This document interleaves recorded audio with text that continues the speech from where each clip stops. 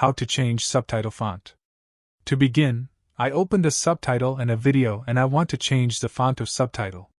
To change the font that appears in video player, just go to Options, Settings, then go to Video Player section. Here set the font family and size, and if you want you can add an opaque box to subtitles as well. But remember that this is only to preview subtitles in the video player, and if you save or burn your subtitles these settings will not affect. Now, to change the font of your subtitles, go to Video and select Generate Video with Burned-in Subtitle. Here you can set the font family and size and check if you want an opaque box or not. And you can click on Preview button to see a preview. Once you are happy with the font, click on Generate button and save the video.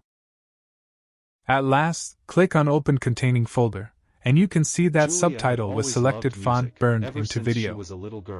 Anyway guys, thanks for watching and I hope you found this useful.